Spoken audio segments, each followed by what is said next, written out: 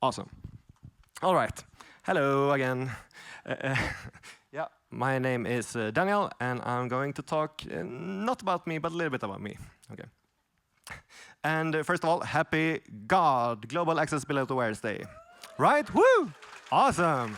Nice. Love the enthusiasm. And yeah, so the key point here is awareness. That's what I'm going to talk about most of the time, I guess. And trying to be a little bit motivational, even though I'm going to talk about an invention I made. But trying to take you through the process of yeah, how you can think about accessibility in a positive, creative way, I hope. And before I continue, I guess I should say that, just so you know, I am also visually impaired. I don't usually say that, but since this is not about me, I wanted to say that. And yeah, so I usually do what I do, being an accessibility specialist, or Clippy, as they said, for my own personal reasons, or, for, very egoistic of me, right? Selfish. Yeah. So in case I forget any slides, that might be why, because I haven't memorized all of them all. But let's do the best that we got. It's a very big screen, so I appreciate that. Right. So what I want to talk about is that some of us, UXers or whatever, we usually have maybe a big screen. We are tech savvy. We pretty much have good eyesight, most of us, right? Not me, but many of us have. And what happens then when we do our designs, our Figma sketches and so on? We design for ourselves most of the time.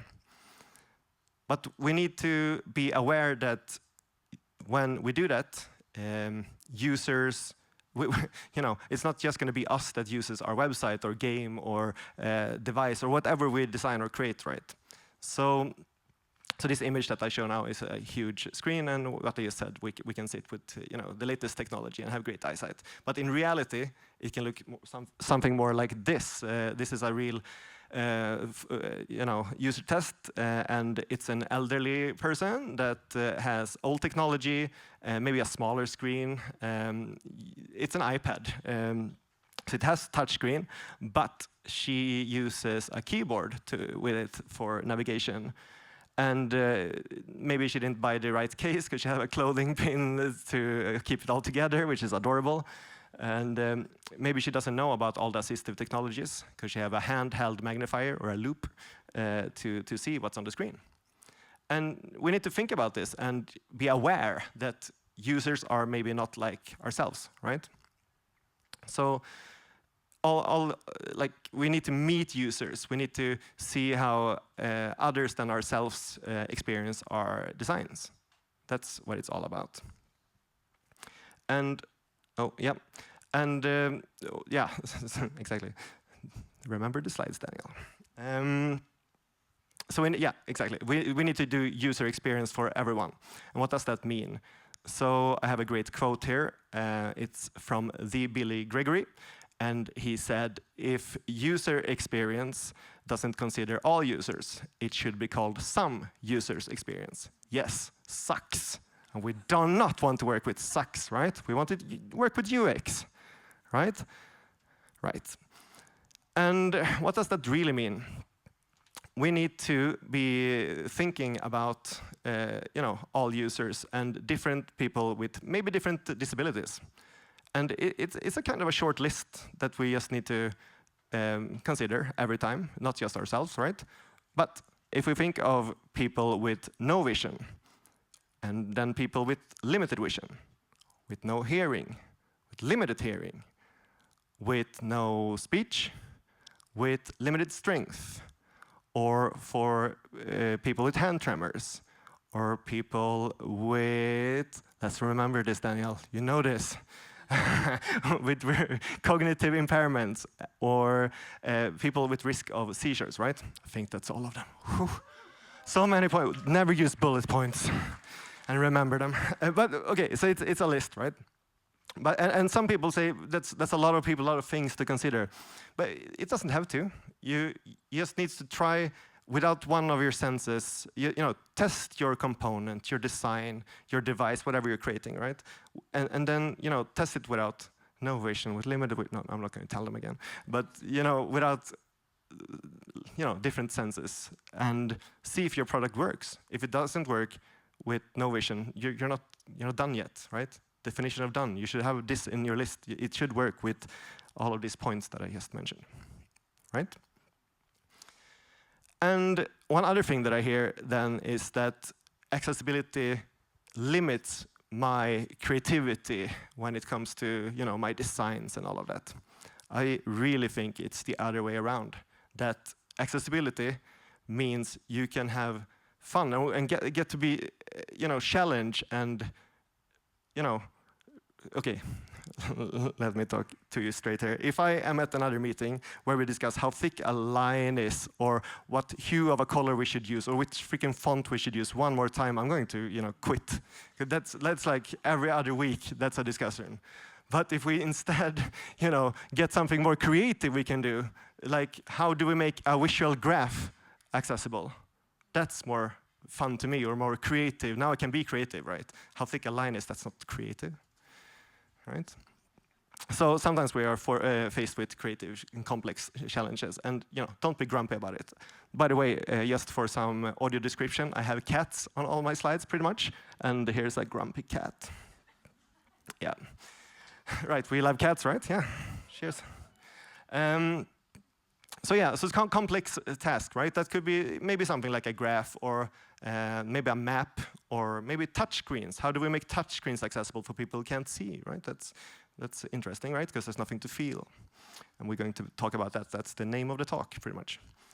But okay, I have an example of a graph, how Apple solved this. Might work on other systems as well, I don't know, but this is how Apple made it. So you might not understand what's happening the first time around here. I'm going to show you how a screen reader works on a phone, and how you can navigate a graph, right? And then I will maybe show it again and explain what's really happening. But we're going to get a graph visualized, or audialized, if that's a word. That's a word now. Here, I think, let's see. Can we get this working? Chart detail, play audio graph.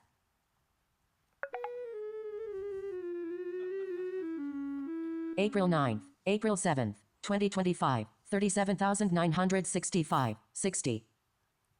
So I think that's amazing. That's how creativity works, right? Instead of like, oh, I need to fix a graph. How do we make it accessible? I can't do that. That's, you know, that's not creativity or whatever. I don't know, different reasons. Instead, like, think, how can we do this? You know, what are the ways we can do this? Instead of, you know, I don't know, saying no, think about, you know, the solutions. Instead, we can use audio, which Apple did in this case. So what is happening on this video, which was kind of difficult to follow, maybe, but the user double taps and hold on the screen, and then you can move around your finger and hear the different highs and lows of the graph. So high pitch for woo, yeah. Anyway, you hear when it's a high point and a low point, and if the user keeps the finger still, it will read the value. Awesome, right? They solved the challenge, creative challenge. And the same thing could be done with maybe maps or other things, but maybe that's what Tommy will talk about in a minute. We'll figure. And I got faced with one of these challenges. Just trying to figure out this clicker. That's not the button. Come on. Oh no. Expert help, please. Okay.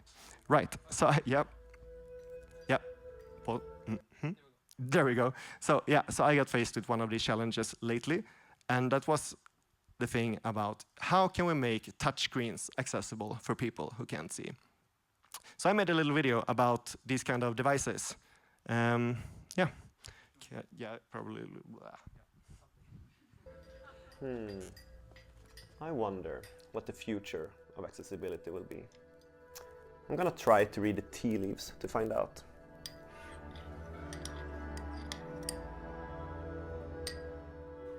Oh, I see ICT. Yeah, ICT, Information and Communication Technology. And that is now covered by the law in the European Accessibility Act, meaning machines that you interact with, like payment systems and self-checkouts and similar devices. And nowadays it's common that they use touchscreens, and that can be a problem if you can't see. I'm almost blind, which means I use screen readers on all my devices. One of my biggest challenges in everyday life is all these modern touch devices without speech output or tactile buttons.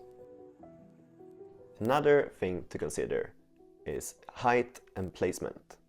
This is important for people who use wheelchairs or otherwise can't reach and interact with the devices. For me, as a wheelchair user, one of the biggest problems is when screens and buttons are placed too high, which makes it very hard or impossible for me to reach. Some other problems are when there's not enough space for my wheelchair or when there are obstacles blocking the way. This needs to be fixed, and we believe we can solve this by just having an inclusive mindset. One design that I've seen that works for me is to have an additional screen at a lower height and within reach that mirrors the content of the original screen.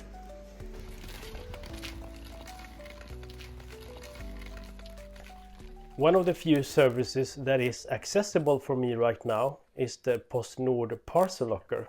With this service I can use my own phone to open the locker. Nedanför att öppna facket med ditt paket. Öppna facket, knapp. Fack öppet.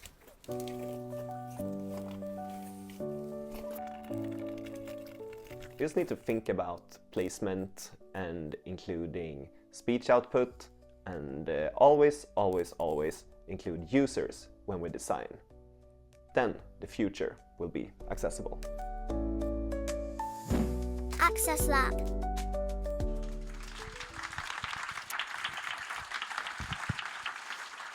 Thank you. Right. Oh, again, yeah, please. One more time. Nice, thank you. And also thank you, Claudio, Natalie, and Viveka for making that video possible. Yeah, thank you, thank you. I think it's very important. It's to me, it's insane actually that this is a problem. You know, that people without sight or people that that you place these kind of devices too high, so people in wheelchairs can't reach them, at least some. You know, yeah, it's insane to me because these devices are everywhere now, right? You've seen them, like when maybe if you checked in, yeah, you did probably see them today, right? So yeah, crazy to me. But I think I have a solution. I hope. So, Hampus, welcome to the scene. Welcome, Hampus.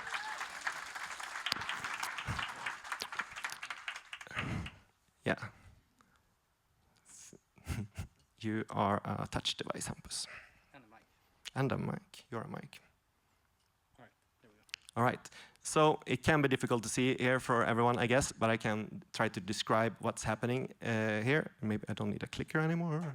Whoopsie. So what I think we could do, because we face a lot of challenges here, right? That we saw one option here is that we could have an alternative solution. We heard Claudio saying that PostNord and the parcel locker there worked with connecting the locker to his iPhone or any phone, and he could use his own assistive technologies. And that's a great thing, a really great thing, because that means no matter your disability or whatnot, you can use your own assistive technologies, right? Because they are in your phone. That's great. But sometimes you really want to use the device in location, in like the locker itself, or the queuing system, or the payment terminal, or whatever it is, right? And that's another aspect of it, because that's not your device. So this device needs to work for everyone, right?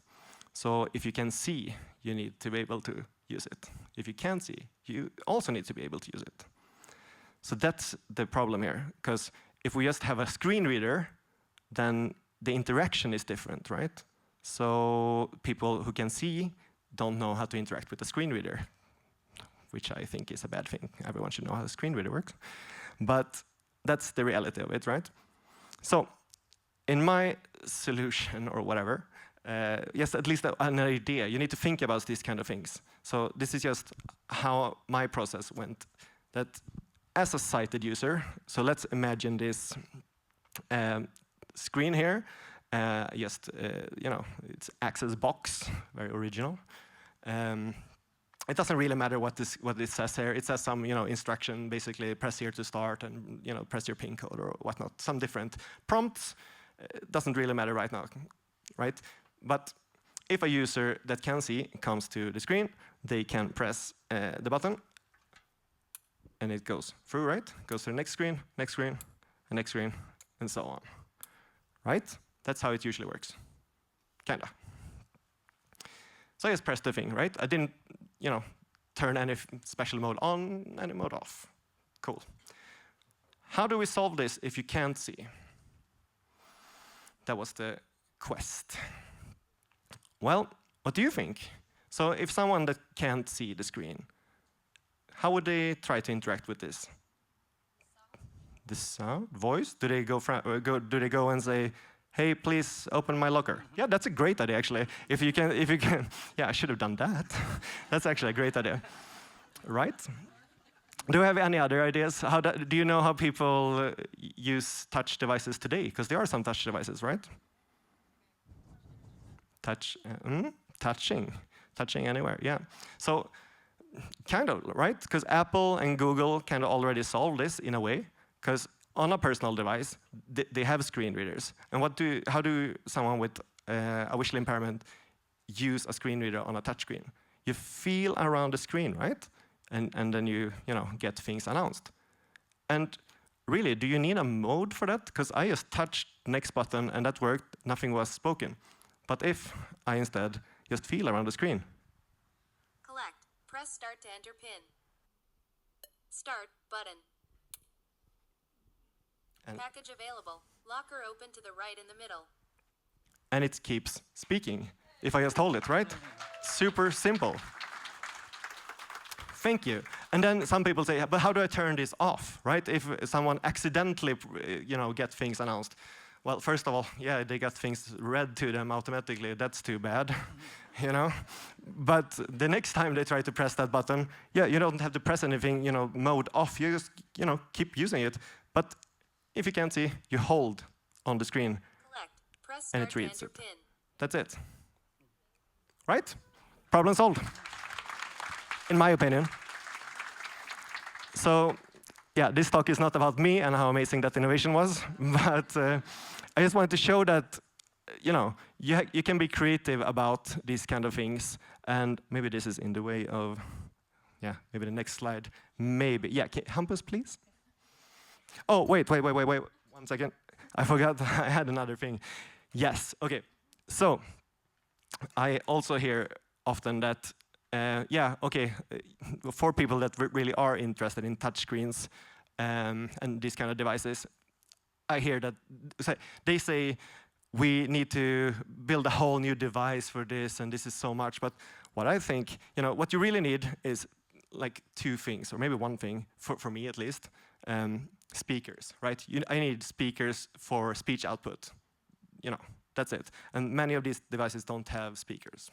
So you could retroactively, install or mount some speakers.